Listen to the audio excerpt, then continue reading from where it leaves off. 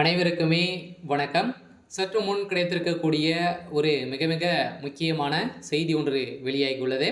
சற்று முன் செந்தில் பாலாஜி வீட்டில் தோண்ட தோண்ட கிடைத்த அதிசய புயல், பீதியில் முதல்வர் ஸ்டாலின், இது மாதிரி பார்த்தீங்கன்னா செய்திகள் வெளியாயிருக்கு.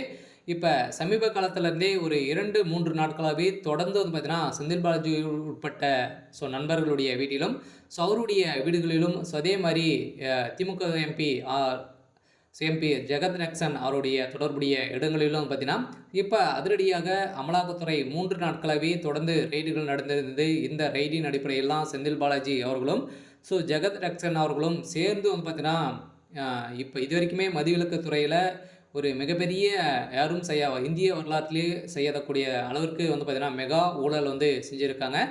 இந்த ஊழலின் அடிப்படையில் ஏற்கனவே பாஜக பார்த்தீங்கன்னா நிறைய திணித்து வந்திருக்கக்கூடிய நிலையில் தான் இப்போ வசமாக ரைடுகளை விட்டு இவர் செய்த அனைத்து ஊழல்களும் டிஜிட்டல் லாக்கர் மூலமாக சிக்கியிருக்கக்கூடிய ஆதாரத்தின் அடிப்படையில் இப்போ முதல்வர் ஸ்டாலின் அவர்கள் பெரும் பீதியில் தான் இருக்கார். இந்த நிலையில் தான் செந்தில் பாலாஜி தொடர்புடைய இடங்களிலும் அமலாக்கத்துறை அதிகாரிகள் நேற்று சோதனை நடப்பதை 2-3 நாட்களாகவே தொடர்ந்து நடைபெற்றது. சென்னையில் உள்ள டாஸ்மாக் தலைமையக அலுவலகத்தில் இந்திய வரலாற்றிலே முதல் முறையாக நடந்திருக்கக்கூடிய ரெய்டின் அடிப்படையில் எக்கச்சக்கமான ஊழல் அரசுக்கு புறம்போக்காக செயல்பட்டு பார்த்தீங்கன்னா இப்போ மெகா ஊழல் செஞ்சுருக்காங்க அப்படின்ற மாதிரி இப்போ ரகசிய தகவலாம் கிடைத்திருக்கு. இந்த நிலையில் தான் செந்தில் பாலாஜியுடைய வீடியில் ரகசிய லாக்கர் இருந்திருக்கு. இந்த லாக்கரின் அடிப்படையில் அதிரடியாக அமலாக்கத்துறை திறந்த சம்பவம் பெரும் அதிர்ச்சியை ஏற்படுத்தி இந்த நிலையில் தான் திமுக தலைமையகத்துக்கு கதையே முடியக்கூடிய நிலை பார்த்தீங்கன்னா இன்னும் ஒரு 1 வீக்குள்ளே திமுக ஆட்சியே கலையத்துக்கான ஏற்பாடுகள் நடந்திருக்கு. இந்த நிலையில் தான்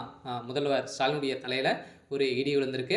இருந்தாலும் அதிமுக ஆட்சி காலத்தில் போக்குவரத்துறை அமைச்சராக இருந்த செந்தில் பாலாஜி அவர்களுக்கு தான் இப்போ பார்த்தீங்கன்னா மீண்டும் மின்சாரத்துறையிலும் 40,000 கோடி மெகா ஊழல் நடந்திருக்கு. இதற்கு உறுதுணையாக திமுக தலைமையகம் இதற்கு செயல்பட்டிருக்கு. இது திமுக தலைமையகத்துக்கு பார்த்தீங்கன்னா அந்த 40,000 கோடியும் அங்கே தான் போயிருக்கு. இது மதுவிலக்கு துறையிலும் பார்த்தீங்கன்னா 50,000 கோடிக்கு மேலே லஞ்சமாகவே பெற்றிருக்காங்க அப்படின்ற மாதிரி இப்போ கிடைத்திருக்கக்கூடிய தகவலின் அடிப்படையில் தான் செந்தில் பாலாஜியுடைய வீட்டில் தோண்ட மூட்டையாக சிக்கிய பணம் பார்த்திங்கன்னா பணம், தங்கம், இது மாதிரி போலியான டாக்குமெண்ட்டுகள்லாம் சிக்கியிருக்கு. இந்த டாக்குமெண்ட்டின் அடிப்படையில் தான் திமுக தலைமையகம் கதி ஒட்டுமொத்தமாக முடிய போகுது. இதனால் செந்தில் பாலாஜிக்கு ஒரு மிகப்பெரிய கேள்விக்குறியாக இருந்திருக்கு. இதனால் திமுக மீண்டும் தொடர்வாரா அப்படி கேள்விக்குறியாகவே எழுந்திருக்கு. இருந்தாலும் செந்தில் பாலாஜி அவர்கள் பார்த்திங்கன்னா மீண்டும் அதிமுக இணையத்துக்கான ஏற்பாடுகள் நடந்திருக்கு அப்படின்ற மாதிரி சொல்லியிருக்காங்க. திமுக இருந்தாங்க அப்படின்னா செந்தில் பாலாஜியுடைய கதை ஒட்டுமொத்தமாக முடித்துருவாங்க. இதனால பார்த்தீங்கன்னா